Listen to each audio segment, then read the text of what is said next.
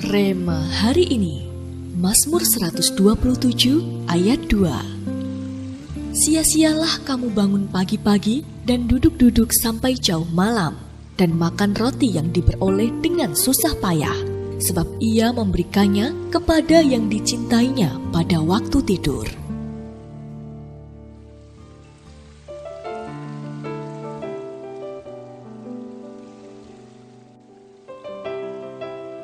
Menjadi kesayangan seseorang pasti membuat kita akan diperlakukan berbeda. Ingat kisah Ester yang berjuang membela bangsanya?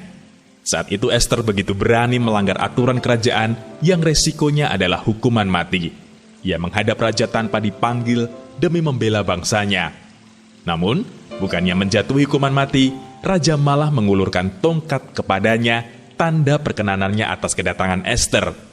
Perlakuan raja kepada Ester terlihat sangat berbeda jika dibandingkan dengan perlakuan terhadap Ratu Wasti, ratu sebelum Ester. Saat Ratu Wasti menolak untuk menghadap raja, raja tidak memberi ampunan atas pelanggarannya. Sama-sama melanggar aturan, tetapi ada perbedaan perlakuan dari raja. Hal ini terjadi karena ternyata Ester mendapatkan kasih dari raja melebihi yang lain. Sampai-sampai raja memahkotainya dan mengangkatnya sebagai ganti Ratu Wasti. Ester pasal 2 ayat yang ke-17.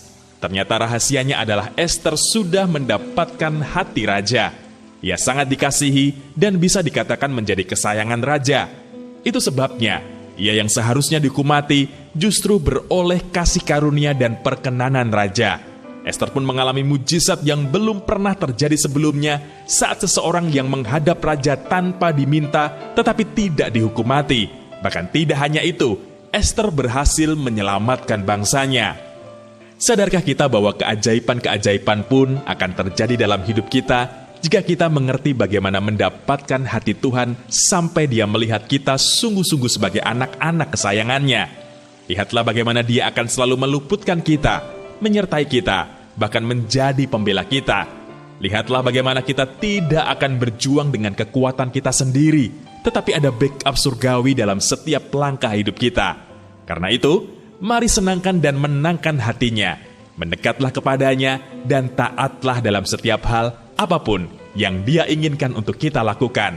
Maka kita akan menjadi kesayangannya dan bersiaplah untuk menerima porsi ekstra dari Tuhan yang menghantarkan kita untuk mengalami kebangkitan yang belum pernah terjadi sebelumnya dalam setiap aspek hidup kita. Haleluya! Menurut Anda, sudahkah Anda menjadi anak kesayangan Tuhan? Mengapa demikian? Jika Anda semakin menjadi anak kesayangannya, menurut Anda, apa yang akan terjadi dalam hidup Anda? Apa yang sudah dan akan Anda lakukan supaya Anda semakin menjadi anak kesayangan Tuhan?